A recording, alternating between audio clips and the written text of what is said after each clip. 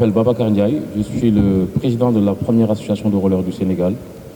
Donc cette association aujourd'hui a 19 ans et cette association est la mère de toutes les associations du pays, avec 19 ans d'existence. Donc quand je dis 19 ans d'existence, c'est parce que ça veut dire que nous existons sur le papier, formellement, sur le plan étatique, avec un récépissé donné en 2003. Donc ce qui a, on peut dire, donné une forme juridique et une forme beaucoup plus organisée au mouvement roller, grâce à la naissance de cette première association, qui aujourd'hui, cette association, a vu naître en 19 ans d'existence beaucoup de clubs et de structures qui développent le roller dans sa forme la plus large. Donc parlons de cela. Aujourd'hui, moi-même qui vous parle en tant que président de la première association de roller du Sénégal, on dit que le mouvement existe depuis 20 ans sur le papier, mais je suis un adepte et un pratiquant depuis 40 ans. Donc pour vous dire que le roller existe au sein de notre territoire, minimum depuis 40 ans, voire plus. Donc aujourd'hui, c'est une discipline qui est assez nouvelle pour beaucoup de gens. Mais pour nous, les pratiquants, du haut de nos 40 ans et pour d'autres du haut de leurs 20 ans, c'est une discipline que nous véhiculons parce que c'est une discipline qui est un grand vecteur de sensibilisation et on arrive à véhiculer pas mal de messages. Et sans oublier aussi que nous sommes des encadreurs et des éducateurs dans ce domaine. Mais la grande question aujourd'hui, nous sommes là parce que durant ces 19 ans, les clubs ont vu le jour, les structures ont vu le jour, un CNP a vu le jour et jusqu'à l'aboutissement d'une fédération. Fédération qui a eu à se mettre en place en 2017, si je ne me trompe par rapport à la date. En tout cas, fédération qui a eu lieu et existé pendant 4 ans. Et quand on parle de fédération, c'est l'aboutissement de toute discipline sportive. Comme je vous l'ai dit, des clubs en structure jusqu'à CNP, jusqu'à fédération. Donc nous sommes fiers de dire que le mouvement roller existant depuis 19 ans a réussi à atteindre un point quand même focus qui est l'aboutissement d'une fédération. Et qui dit fédération dit fédéré, qui dit fédération dit encadrement, qui dit fédération dit un meilleur pour l'avenir de cette discipline.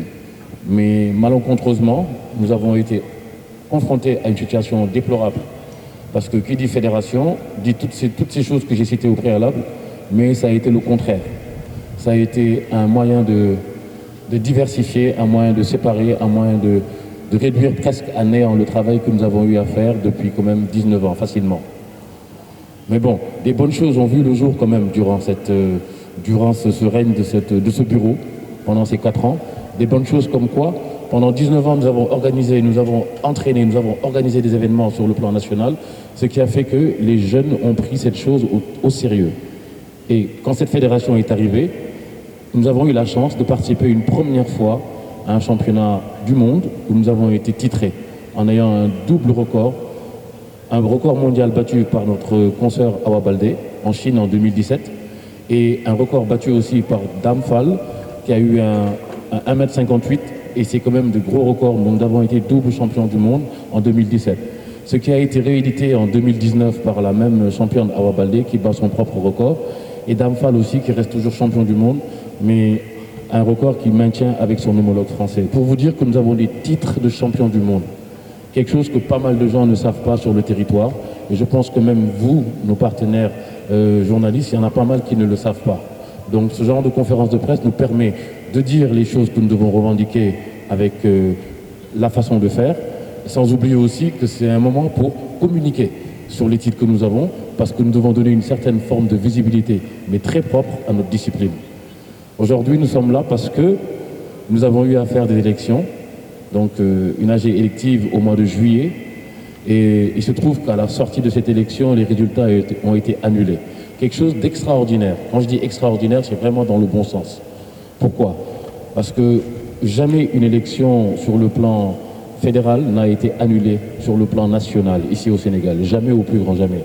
C'est dommage que ça arrive avec nous, mais c'est pour une bonne cause. Pourquoi c'est arrivé? Parce que nous nous sommes rendus compte qu'à la fin de cette élection, il y a eu des faux, usage de faux, il y a eu des gens qui se sont prononcés alors nous n'avons pas le droit de vote. Donc l'autorité de la tutelle qui était là pour gérer ces élections a elle-même eu cette décision d'annuler ces résultats. Ce qui est quand même quelque chose d'extraordinaire. Et nous remercions quand même ces autorités qui ont eu le courage et le cran d'annuler ces résultats parce que oui, il y a eu du faux et usage de faux. Et ce faux et usage de faux n'est arrivé que d'autres personnes que du bureau sortant. Aujourd'hui, Comme il y a des articles qui nous régissent en notre sein, donc si les choses sont faites comme il se doivent, cette présidente et tout son bureau, parce que nous ne visons pas une personne, mais c'est quand même la solidarité du bureau. Donc normalement, cette présidente et tout son bureau ne sont plus conviés à participer aux élections, puisqu'il y a eu des fraudes. Et quand il y a fraude, nous avons un point qui nous régit, c'est l'article 18 de notre fédération. Donc faux et usage de faux, on est désolé, mais vous ne pouvez plus vous présenter. Mais malencontreusement, nous avons eu quand même à porter plainte, parce qu'on voulait que cette chose soit portée au plus haut lieu. Mais comme le dit le proverbe, le linge sale se lave en famille. Le ministère nous a appelés, ils nous ont demandé de retirer cette plainte, qui était notre droit le plus absolu. Nous voulons gérer la fédération avec le collectif, parce que nous sommes un collectif. Et dans ce collectif, nous avons poussé, nous avons mis au devant de la scène une personne qui doit être le président et d'autres personnes qui doivent avoir des postes. Donc nous ne soutenons pas une personne, mais nous soutenons un collectif pour que les choses soient claires. Et le collectif, c'est nous dans nous, la main dans la main. Et aujourd'hui, le ministère nous demandant de retirer cette plainte, le collectif a décidé de retirer cette plainte. Parce que si nous devons travailler avec des autorités comme le ministère et autres, nous ne voulons pas être en mode fight avec eux, vu que nous devons travailler avec eux. Donc nous avons abdiqué, nous avons décidé de retirer cette plainte pour que le linge sale puisse se laver en famille. Et nous avons été en contact avec le DC, nous avons été en contact avec la DAPS, nous avons été en contact avec le CNOS, qui nous ont reçus. Mon homologue et moi, Mohamed Gueye, qui est président du Freestyle Roller et qui veut et qui se prononce pour être président de la fédération et que nous soutenons. Donc nous sommes arrivés, ils nous ont demandé de trouver un consensus. Et ce consensus a été trouvé. Nous n'avons rien contre la présidente sortante, ni contre son bureau. Nous restons tous des Sénégalais. Nous avons porté plainte parce qu'on voulait nous faire entendre. Et oui, on s'est fait entendre. Raison pour laquelle le ministère nous a appelés, ils nous ont demandé d'enlever cette plainte. Ensuite, qu'est-ce qui se passe? Il faut trouver un consensus, puisque nous sommes Sénégalais. Nous trouvons ce consensus. Donc, la présidente sortante avait pour objectif d'aller concourir au niveau de la sous-région, parce qu'il y a une confédération africaine de rollers. Son objectif, c'est d'aller être présidente à ce niveau. Nous, notre objectif, c'est de récupérer notre fédération et de pouvoir déployer cette fédération comme il se doit. Donc, le consensus trouvé, elle doit partir, elle y va. Mais elle ne gagne pas. Mais parallèlement, le ministère, le CNOS et le DAPS qui nous avaient promis de nous faire nos élections, après l'annulation, ils avaient dit 1 mois après, ça ne s'est pas fait. Après le consensus, ils nous ont dit lorsqu'elle partira conquérir ou compétir au niveau de la sous-région, on vous organisera votre trajet. Ce qui n'a pas été fait, ni à son retour, ni jusqu'à ce jour où je vous parle. Donc je vous donne ces informations parce que depuis le mois de juillet, nous sommes en attente. Je me suis présenté tout à l'heure, sans vous dire que je suis aussi un membre de cette confédération africaine, sans vous dire aussi que je suis un membre de la fédération internationale. Donc si je suis dans cette position, tous mes homologues des pays africains et internationaux sont en train de se préparer pour l'année 2022. Et nous sommes à un stade qui est un stade où nous n'avons pas de fédération. Et vous devez comprendre qu'à un certain niveau, on parle de fédération à fédération. Si l'Allemagne veut parler avec nous, ils ne parleront pas avec nos entités d'association. Ils vont parler avec une fédération, que ce soit à la Pologne, que ce soit à n'importe quel pays. Ça sera de fédération en fédération. Et nous sommes bloqués. Nous bloquons des jeunes qui ont une passion, qui ont une fougue, qui ont une envie.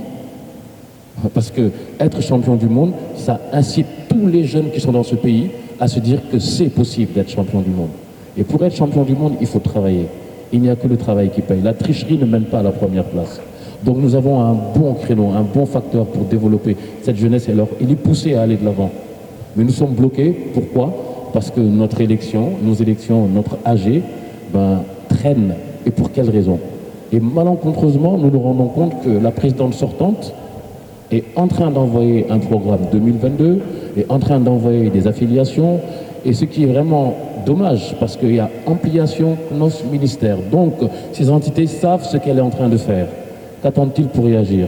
Donc, nous ne voulons pas en arriver là à parler devant la presse, parce que comme on le dit, le linge sale se lave en famille.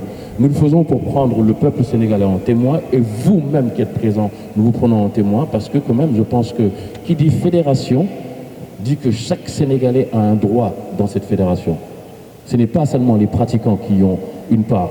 tout Sénégalais. Donc nous voulons faire part de cette chose à la population sénégalaise et aussi interpeller l'autorité de la tutelle et bien sûr l'autorité la plus haute, faire signe au président de la République qui a eu des propos. Il faut faire confiance aux jeunes, il faut donner à la jeunesse leur droit de développer les choses. Donc comme lui, il prompte la jeunesse sénégalaise, donc nous faisons appel au président, nous faisons appel au ministère, nous faisons appel aux autorités, nous faisons appel à toute personne qui pourrait raisonner ces autorités à nous amener à nos élections, à nos trajets, de telle sorte que le paysage de ce sport puisse se développer selon les règles de l'art.